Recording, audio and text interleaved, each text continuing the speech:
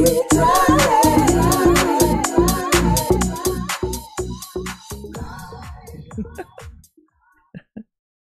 morning. Good morning. It's Thursday. Oh my God, the week has blown by. And if you know it's around 9 o'clock, it's time for Lovebabz Lovetalk. I'm talking today, not spinning any music, not recapping any of the highlights of the week. I am talking to Susan Yolen, Vice President of Public Policy and Advocacy for Planned Parenthood Votes, Connecticut. Good morning. Good morning, Babz. How are you? I'm great. It is nice to see you. Thanks. It's great to be here. It's a beautiful day out in New Haven. Finally.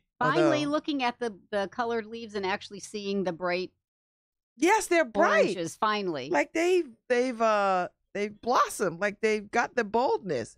They were a little muted for a minute. They were. So now we got the boldness. So welcome to Lovebabz Lovetalk Thank you. on 103.5 WNHH. And we are live streaming on the New Haven Independent, YouTube, Facebook, Twitter, and like 20 more other things, right, Harry?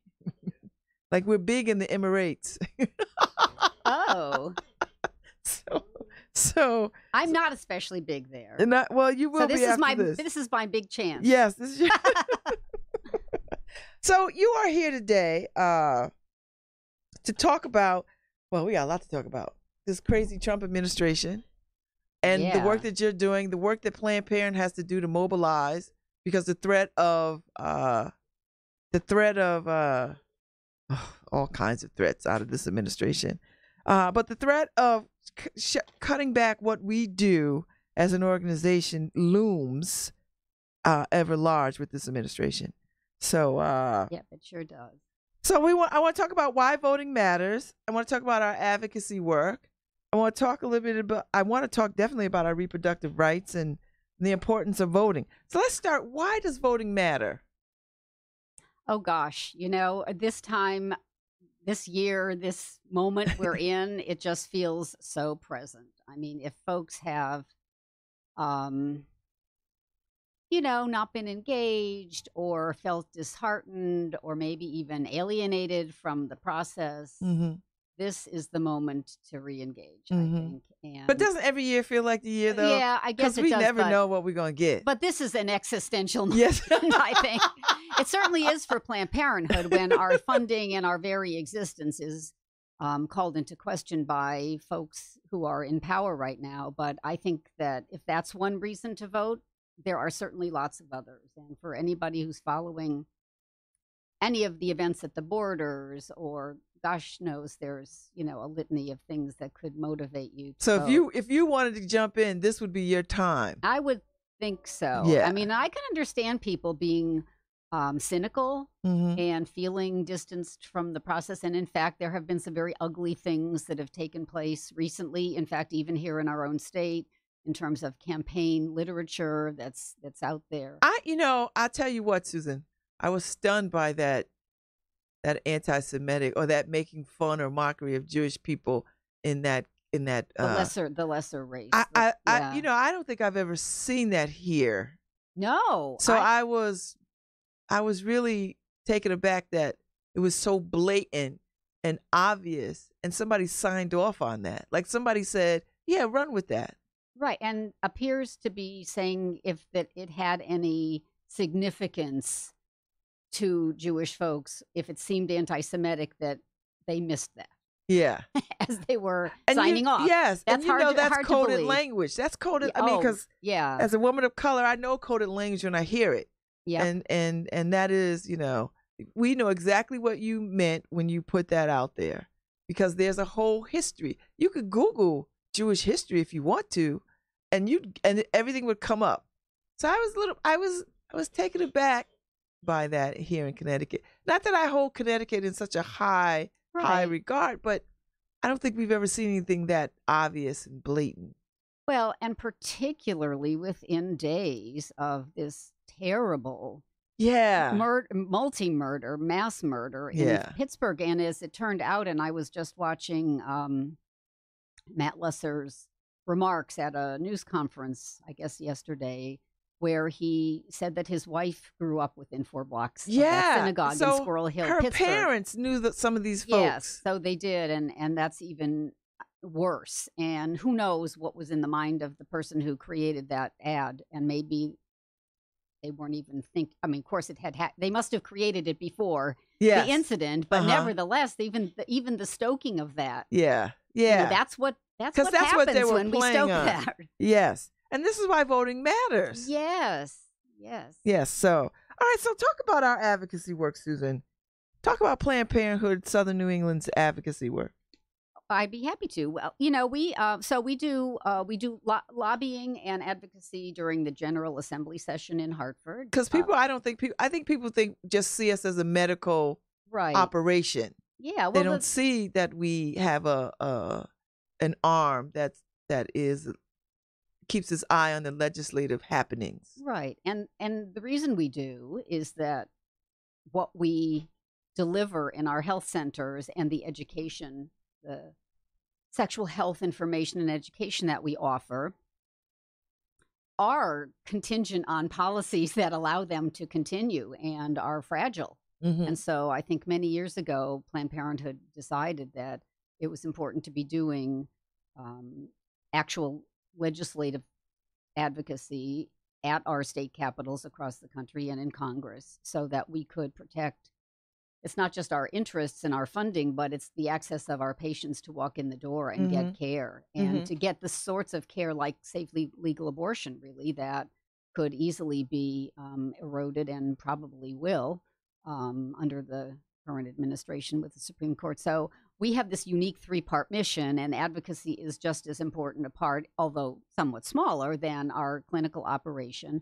Up at the Capitol, we work on a variety of things. From this past year, a bill to codify the essential benefits of the Affordable Care Act of Obamacare, including the birth control benefit without cost sharing, and the access that folks can get to a full year's supply of birth control if they need it and want it in advance. So that was one really important. So that means that keeps you from like going back and forth to the doctor. So if your insurance plan up till now has been saying you got to come back once a month, and you've got little ones at home, or you're working and a job, and that's not that easy. And I know, because there's some of the prescriptions I take that make you go back to the drugstore once a month, and it's a nuisance. And birth control, of course, if you miss a few days, is not a good thing and could actually result in an unintended pregnancy. So it's really will be I hope a convenience for lots of folks to be able to get more a bigger supply all at once and keep it on hand when they need it. So that was one wonderful piece of legislation that we got through this last year. We actually passed a bill that allows pregnant women to have a living will, which, believe it or not. What? Well, I know.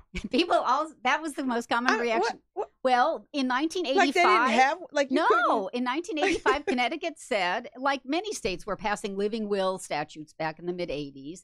And at the 11th hour, this is before my time, so I wasn't part of it or quite know the details, but it sounds like at the last minute, an amendment was raised in order to pass that bill to allow citizens to create a living will. Pregnant women were carved out of it.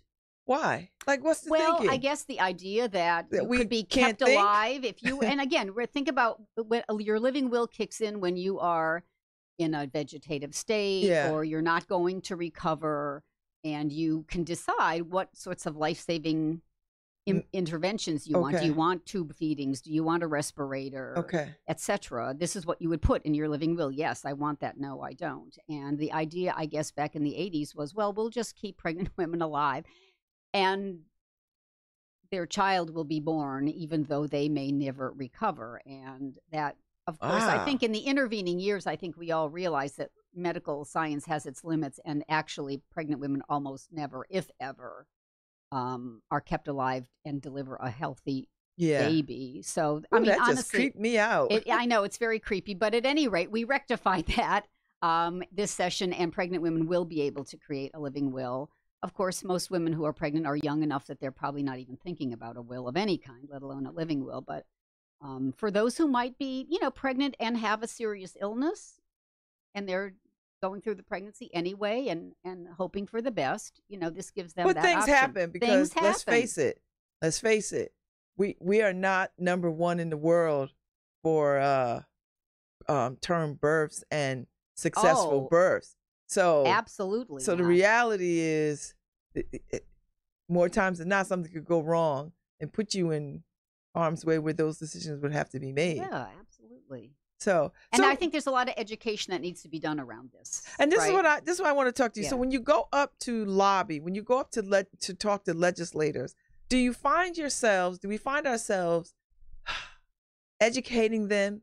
Like, do you feel like they're on top of things, or do you feel like you have to beat back misinformation sometimes? Well, first there's the whole process, which involves a committee of the General Assembly taking a look at a piece of legislation, and many, many bills are filed. So they've got a lot to think about. And even just, for example, the Living Will bill was in the Public Health Committee. There are a lot of issues that people have an interest in that would have a public health connection. So they all get raised and reviewed briefly. And if they are deemed worthy by enough members of the committee, they come up for a public hearing, which is our opportunity to sort of sign up, sit up front and deliver testimony to the committee. And that is the chief way of advocating. Of course, you can individually talk to people and you need to get lawmakers on board. But I will say that they have a lot. I mean, even to be on the generous side and to give them all the credit in the world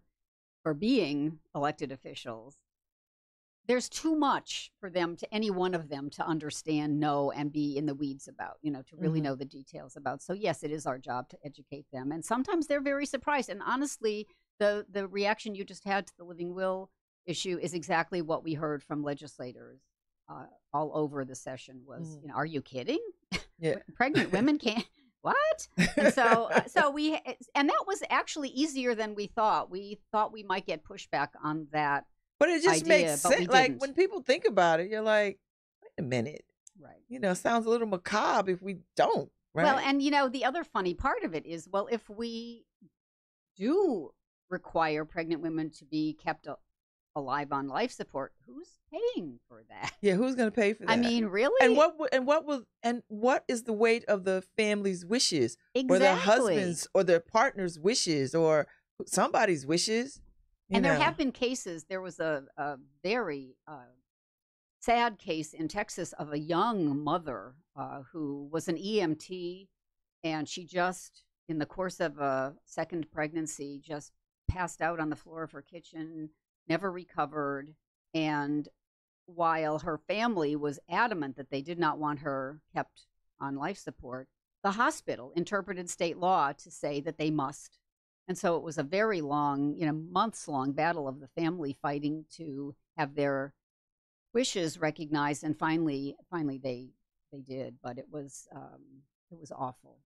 That is, yeah. It was awful. Because that's just prolonging. And the husband was, taking care of a 2 or 3 year old child at home and had to deal with this at the same time.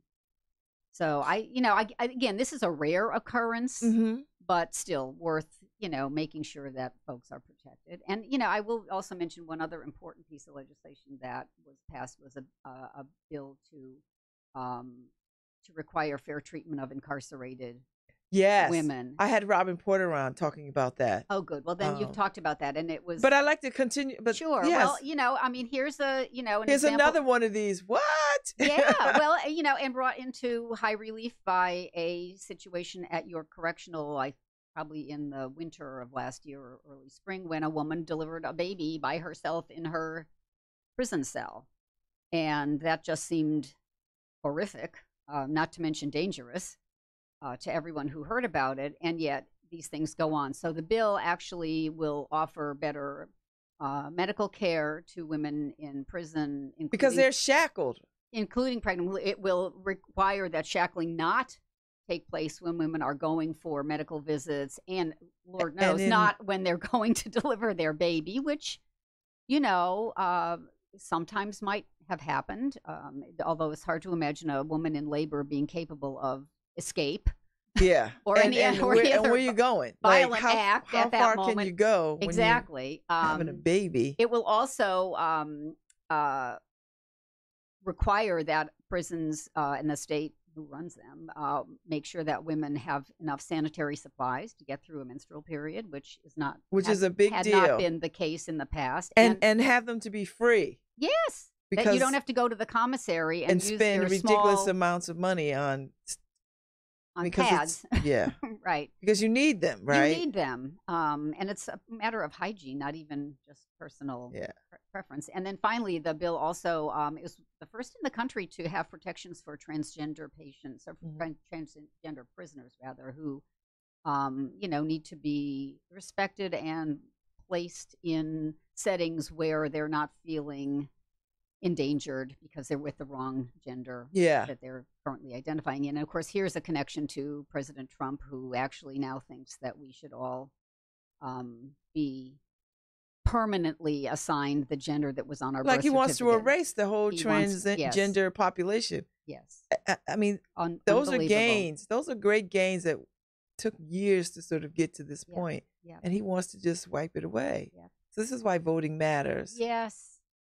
So much. And I think this year and everything, if you watch the news, I was watching MSNBC before I came, and of course, the nationalization of the news and the fact that we're all sort of thinking about the president, or maybe even worrying, terrified about what's going on in Washington or in rallies in Pensacola, Florida, like last night, apparently, instead of thinking about our General Assembly and who's representing us here in New Haven or Middletown or Woodbridge, and going up to the General Assembly with our interests in mind. And this is where the laws are passed that really affect our day-to-day lives. Yes.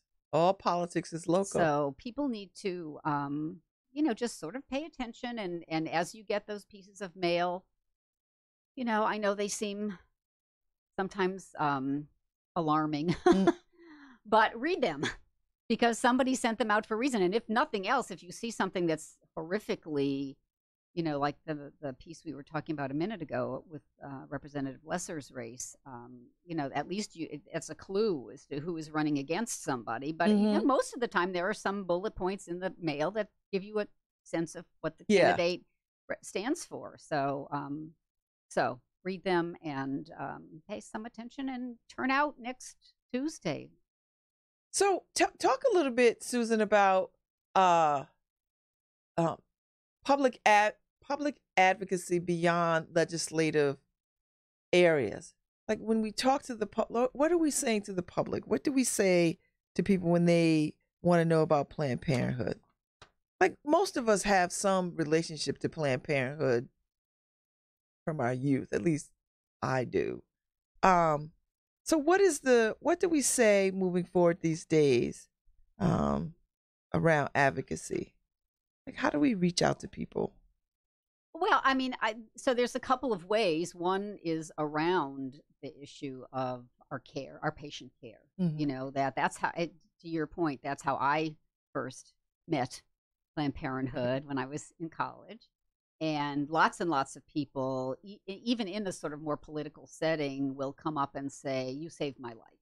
Planned Parenthood saved my life." And that, I mean, I'm putting air quotes around that little phrase, but that is exactly how people put it to us. Because when you were 15 or 16 years old, you had nowhere else to go. You had nowhere else to go. You couldn't really tell your parents, as much as that would have been a nice thing to do if you could, but lots of people can't, or just feel like they can't. And rather than do something crazy or not do anything at all, they have someplace to come. And so I know that sounds like just a healthcare message, but it actually is more of an advocacy message, because you're being an advocate for your own self-interest, your own bodily autonomy, and you have to make these decisions about yourself and your future for yourself. And so what we do, even I guess you could even say that counseling women about their options when they're pregnant or when they're not pregnant is in itself sort of a political act. I mean, we're saying to you, it's your decision. Because we know there are states in this country that don't have access to a Planned Parenthood. You, Babz, I know were at the event a week or so ago in New Haven, where our medical director, who flies to Texas and provides services to women in Yes. Texas at least once a month, said that he is required, and I think maybe our special guest that night, Dr. Parker, also may have said this, but when you're in one of those states with these extremely restrictive laws around abortion care, you may be required by law to say something that is not true to a patient, like abortion is likely to contribute to a higher risk of breast cancer, which is absolutely not true. But, as Dr. Spurrell said, our patients are smart and they know it. They know I have to say that but what does that do to your faith in your provider when your provider is lying to you? But what does it say how people think of women and our ability to make our own decisions and to why are we being lied to? I don't know any area where men walk into any place and are just blatantly lied to about their health. Right. If men have penis problems, there's everything in the world for them. Yeah, all over TV, right? They could get pills, they could get all kinds of things. Yeah. And no one shuts that down. But for women, there's no other procedure. Think about it. What other procedure is there, surgical or otherwise, where the provider is scripted by the state to say something that is categorically untrue? I mean, most of the time that would result in malpractice. Yeah, absolutely. And, and here's a doctor, doing, Dr. Spurrell does what he does out of deep personal I was moved by his testimony. Yes, and that this is a service that women must have, and if no one else is going to do it, I'm going to, says he. That he would be put in that place. It's bad enough that he's flying to Texas all that way. I mean, his freaking flying miles must be off the chain. I hope he uses them in a positive way and goes on vacation once in a while. But anyway, so that's sort of so our very, to your point of advocacy and so forth, that sort of is woven through what we offer our patients. And we try actually very hard not to make them feel as they walk in the door that there's some consequence or price that they have to pay. They don't have to tell us their story. They don't have to sign a petition. Sometimes I wish we sort of had more names on petitions, but we don't make people do that. And we don't, and we have a sliding fee scale, which can most of the time slide to free care if necessary. And so the connection to that is that we have funding streams that are very much at risk right now. The Title X Family Planning Program, I think you alluded to earlier. And so that's another thing we talk about as we tell our story to the world is that, we have proudly been in Connecticut, the federal grantee, the direct grantee of that funding. And that has allowed us to, offer services, also to subcontract with a couple of other community providers like the Hill and Fairhaven Clinic. And those services are strictly for family planning, pregnancy prevention, birth control methods, STD testing, and the basics. And we know if we educate people that when we educate people and they can control their own reproductive health, that we see STDs drop. We see fewer pregnancies. We see, we see so many good comes out of educating. And we've actually seen some of those STD rates go up. Why? Because people are getting tested. And it looks like there's more. But it's actually that people are becoming more aware of their status and getting the test and the treatment. And the stigma is no longer what it used to be. Right. So now people feel like, let me know my numbers.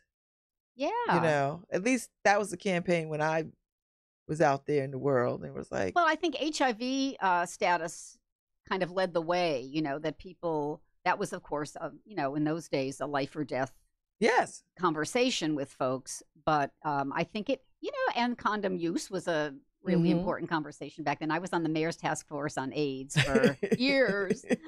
And the needle exchange issue was an important one that the task force worked on. But, those are those awareness, harm reduction awareness conversations, I think have also now influenced our discussions about STDs. And also, the issue of PrEP, which I'm sure you know, and maybe others have talked about, but that we are offering pre-exposure treatment for folks who are at risk of becoming HIV positive. And you can come in and actually have a conversation with us about your risk and whether or not PrEP is for you. And we also have some special grants through the pharmaceutical company that can help folks pay for it. So if folks are at risk in a relationship where they know they might be at risk, then this is a really important new option that, 25 years ago on the task force, we would have never dreamed about. Yeah. I think even a decade ago, really, honestly. Right. It's a dream.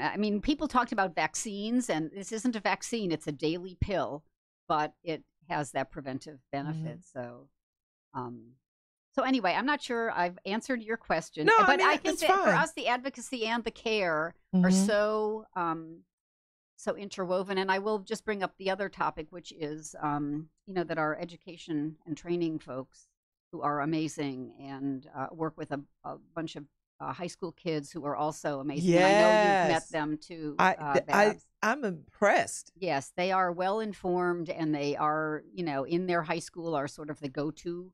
And person. They have no they're not sneaking and hiding. Do you know what I mean? Like they're just out there, with good information for kids, and a pocket full of condoms if necessary. And in real conversation, Yeah. I found that impressive. Yes. I tell you. Oh, me too. I always have, and they and so we have about 90 young folks across the state who are in this program in different communities, which is awesome. But the connection I was going to make to advocacy is that regardless of all the good work they do, there are still very few schools in our state that offer what we would call comprehensive, age-appropriate, medically accurate sex education. When I was a kid, I thought sex education was much more prevalent. I think you're right, and I feel the same way. Because I remember bringing the permission slips home and having my mom sign them, and there was like a bunch of them. You're going to see a film, you're going to have somebody come in. It was like a whole thing. I remember my mother asking me if we had sex ed in school, and when I said yes, the relief on her face. That's the sad part is that parents are kind of assuming that schools are taking some of this. I think you're right. And schools are assuming that mom and dad are taking it on, and there's actually a really big information gap that kids have, and then they go off to college, where the college assumes they've had some sex ed and they haven't. And then we have the date rape issues and the drinking combined with sexual activity. And unprotected sex. So I think there's a lot of work to be done there. And it's all the trouble with, I guess I won't say trouble, but the issue in Connecticut is that every school board is local. Yeah. And they decide these things locally. And I think there's a lot of fear on the part of teachers, principals, and superintendents that if we expand our sex ed curriculum, forgetting about how much it might cost, which is a whole other, conversation in a time when school budgets are being slashed.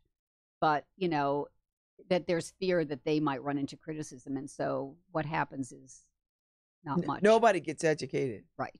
My church took it on. I belong to UCC Redeemer, which has just shut its doors. But when my kids were coming through, we had our church leadership just decided we're gonna add a sex education curriculum into the fabric of our church, and it was well done. Everybody got training. It was well done. Well, the Our Whole Lives curriculum. That's what it was. Well, so that was spearheaded, I think. Well, it was the Congregationalists and the Unitarians who offer that in their churches.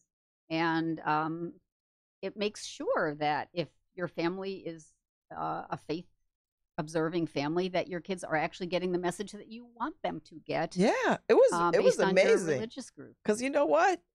It took a little bit of the pressure off me having to okay, what do I need them to know? And so they a very comprehensive program. Yep. And I filled in where I knew to fill in, and they had a lot of questions. But it was nice that my church just took it on. Yep. Because schools kind of can only do so much with what they tell you. So. Well, and I'm sure you remember Mrs. Cofield Yes. Who was such a leader in the AIDS Interfaith and the Mayor's Task Force. I worked over at AIDS Project New Haven, which was when we moved from Grand Avenue, was right across the street from them. Exactly. And still is there. It's still there. Yeah. And that she felt the same way. I heard her say so many times how in her community, her faith community, there was just a reluctance to talk about AIDS. And yet there were funerals all the time. All the time. And she finally said, I don't care. I'm talking about this with kids, and I'm bringing condoms to Sunday school. And, she did what she had to do. And it wasn't easy back then. And, oh, no, it's still not. I'm sure it's still not easy. I think churches still have their head in the sand about these kinds of things. And when life begins and all of that. And nobody wants to talk about abortion and, but yet women are a part of this community, and these are issues that affect women directly. And how can we not have conversations about what affects us directly? So Absolutely. So how can people stand with Planned Parenthood? If people are like listening to this thing, like, you know what, I want to help them. Yeah. Well, I mean, send your check one. Well, yeah, of course. That's always, we are, a presence on the internet, of course. We have social media presence and, a website. You just look for Planned Parenthood of Southern New England. You can certainly do that. We have ways folks can sign up to be an advocate or, getting texts from us at crucial times. We are right now, our Planned Parenthood Votes or arm is running for the next, 6 days, running phone banks. And is it a PAC? No, well, we do have a PAC, but and some of the work is being done right now by the PAC, but we also have what's called a 501c4 advocacy and electoral arm. And that's who has endorsed a list of candidates for House and Senate. So first of all, I guess the other thing you can do is, go find out on the Planned Parenthood Votes Connecticut website who asked for our endorsement and shares our values. Okay. So people come to us and say, listen, I want your support because I know y'all are big and got a lot of members. And they have to ask for our endorsement, and they have to fill out a survey. And so that gives us a sense of, yes, they agree with the various issues that we've asked them to assert that they agree with. And then we will or won't endorse them depending on their answers. But yes, we have quite a healthy long list of folks, especially from this neck of the woods.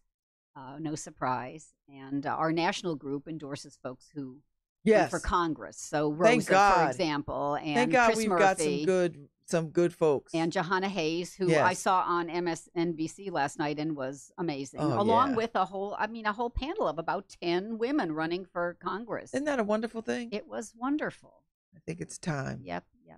And the other thing folks can do is come in as a patient. If you're not ready to have kids yet, we're the place to go for STD treatment, for birth control, for just information and counseling. People really trust what they find out in the privacy of an exam room at Planned Parenthood. We have wonderful providers who are mostly advanced practice nurses, and not just for women who are thinking about starting families.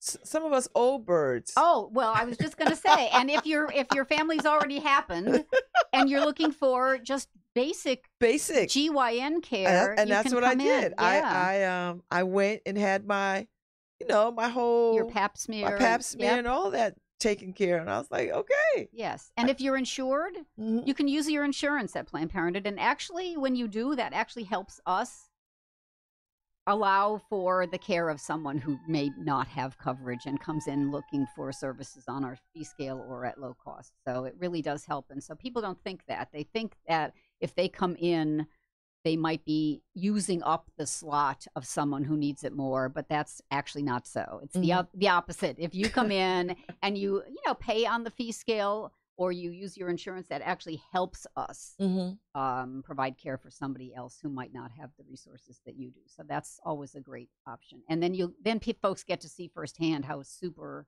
our clinicians and our care is. It's a great facility. Yep. Safe. Yep.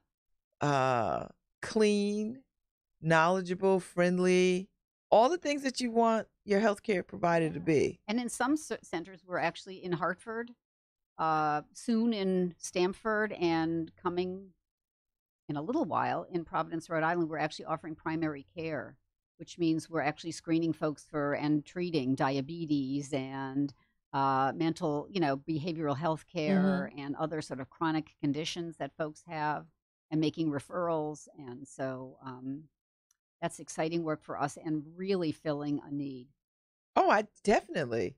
It's accessible and sliding scale and insurance and all those things and that you want. Medicaid too. And so Medicaid, folks who are on Medicaid, we frequently, in fact, I would say half of our patients in Connecticut are coming to us with Medicaid as their coverage. So that's great, and we welcome them.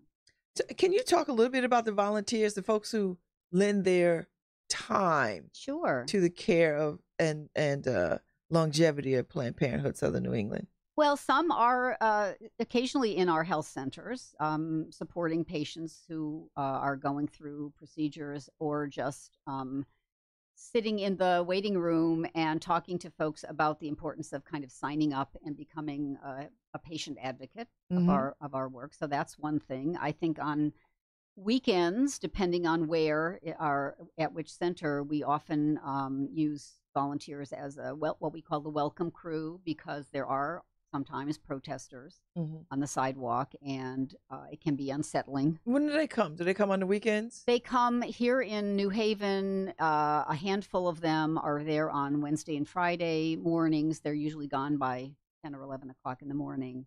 But on Saturday, sometimes it's a few more folks. And once you drive in the driveway, you're home free. You're in our parking lot. They can't bother you. But it can be, sometimes people stop, but they don't know why they're being stopped, and they'll talk to one of these folks who have, things to say which are not true in most cases, and, can be scary for the patient. So anyway, our welcome crew, greets you when you actually get out of the car and gets you to the front door and makes you feel a little welcomed, which is a nice thing when you're coming in for a procedure or just for regular health care. And of course, we use volunteers in our administrative offices. We actually have once every couple of weeks, we have a Wednesday night volunteer night, which a lot of people come to and sort of eat a lot of pizza and do a lot of just sort of routine tasks like filling safe sex kits that are kind of fun.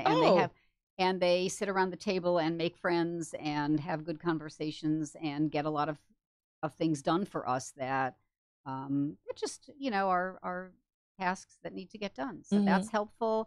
And then, of course, in the course of the session, the legislative session, we do love it when someone is willing and comfortable coming with us to the Capitol to contribute to the advocacy on an issue, ideally to tell a story, if they have one, about their own experience that actually makes a compelling case for why we need this particular law or bill to get passed. So there are any number of ways. And right now, of course, in the election, as I say, we're busy phone banking, and on the weekend before the election, we will be knocking on doors and trying to get out the vote. Wow. So that's, that's actually fun. It doesn't really sound like fun, but it is. No, listen, I've been elected to office. It can be fun. Yeah. It's a good way to get to know your neighbors and communities. Yep.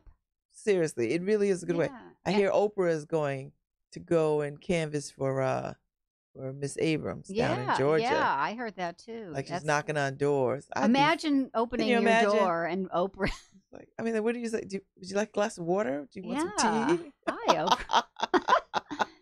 Well, and the other thing we would say, for folks who have the time and know their own local candidate, like, fold in with them. They're probably desperate for help. And oftentimes you can show up with your cell phone to their campaign headquarters and get a list and start making calls. A lot of people don't pick up the phone, but within the next couple of days, I'm sure they'll be moving into a leave a message strategy. And you could leave a message. I'm a volunteer. I'm a neighbor. I'm for Robin Porter. join me. Turn out on Tuesday. We need you. And also, usually when you have one of these lists, you can tell them where their polling place is, which sometimes is a really helpful piece of information. So that may not be working directly with Planned Parenthood, but it's helping the overall good, because folks do need campaign volunteers too. So are you hopeful about this? Any of this? All of this? What keeps you up at night? I know. Is anything daunting your spirit about any of this? I try not. I've been trying. Well, I guess I would say that I go in and out of overdosing on the news, and then getting kind of existentially frightened and stopping for a while. But then I kind of get pulled back into it.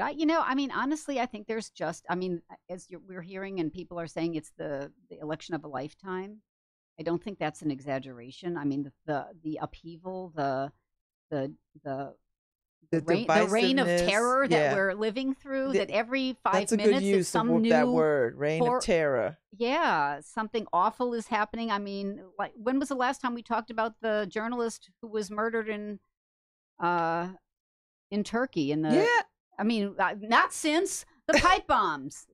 Right. And when was the last time we heard about the pipe bombs? Not since the murders I mean, it's like every day. The two lives in Kentucky. Yeah, and yes. So I mean, it seems like there's no end. There's no bottom. Yeah, So how do you take care of yourself, Susan? How do you? Because this is a lot of work to be done to stay on the forefront of these issues with a changing legislative body and maybe a changing populace that seems to be moving backwards. But I don't necessarily believe that. I just think they get more airtime at the moment. I believe there's more people who are progressive and forward thinking than they are sort of divisive. We just hear about all of that much more because it's what the news has chosen to focus on. How do you keep yourself well? Well, I'm a mom and a grandma, so, I mean, keeping in touch with my kids is really important to me. My daughter is expecting, lives in California. That's kind of hard, but I think just, when you're home, trying to be home if you can is helpful. Like, I'm not doing Planned Parenthood. I'm trying to turn off my phone. I leave my phone in the kitchen when I go upstairs to bed, and that's wow. Yeah. Oh, that is some discipline. I know, but otherwise, you'd listen to it, you'd hear it, and then you'd jump up and you'd want to see what's going on. So I try not to do that, and I think just trying to be as engaged as we can makes you feel like you've done what was possible for you, and then you can kind of sleep at night thinking, well, there was not too much more personally I could contribute. So I guess just the reassurance that we're doing what we can. I think, to your point about people being more progressive, I mean, who knew that supporting access to birth control would even be thought of as progressive? I know. I mean, I always tell this story that I was a little girl in Pennsylvania, and I knew my mother was taking the pill. It was brand new, and it was sort of on the front cover of Newsweek, and that plastic round disc with the little pills in it. That was pink. Yeah. And I knew my mother had it, like, kept it under her pillow and at night, and we had 4 kids already, which was about all we could fit in our little house. And then I heard about Griswold versus Connecticut, and I thought, what kind of place is that? Connecticut, where women, it's a crime to use birth control. My mother goes to church every Sunday. We live here in Pennsylvania, which is not exactly the cutting edge of radical progressive life, but she's using birth control, and she's not a criminal. And that was, 60 years ago. Wow. And now we're fighting for we're back at this place birth control. I mean, honestly, it's not even progressive. It's just like holding on to what we cherish and believe in and have had for so many years that we want our kids to have. And I guess the other thing that keeps me up at night is the environment and worrying about And it's not my expertise, so don't ask me questions. No. But honestly, the whole idea of our planet and the climate change, which we are seeing right here with the recent rainstorms we've even just had in our city, and flooding. What's happening next? I couldn't say, but I'm very concerned as a grandma. Yeah. So.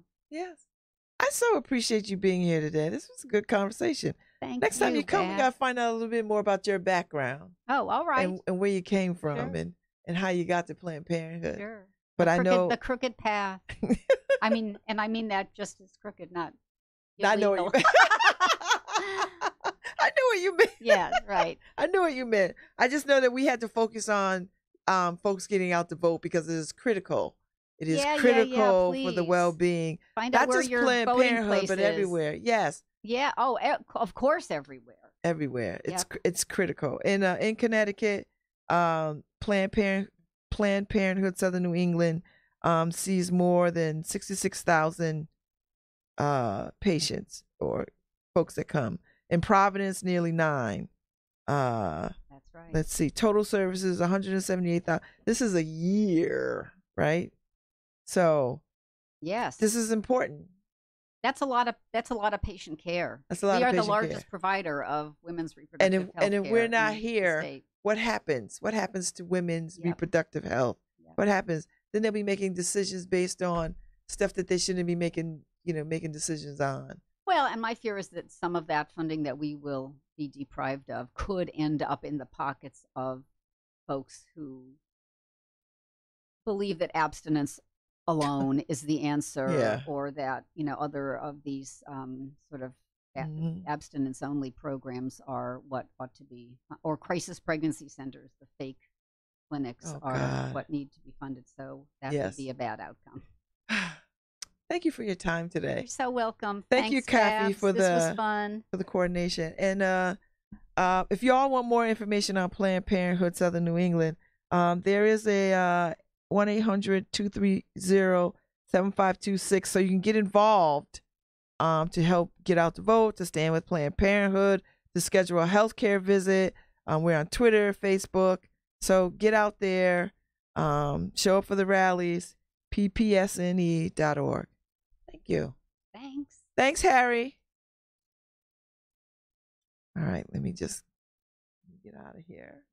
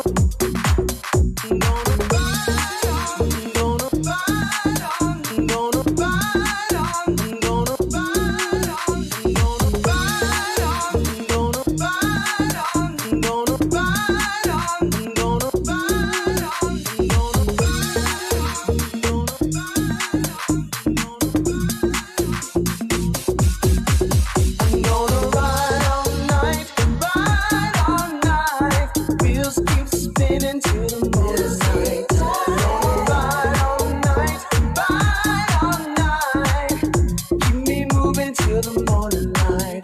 Gonna ride all night, ride all night.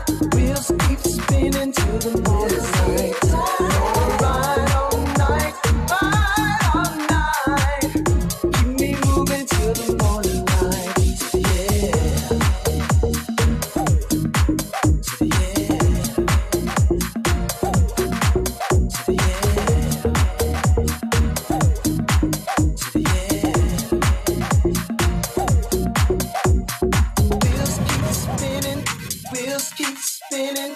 Wheels keep spinning till the morning light.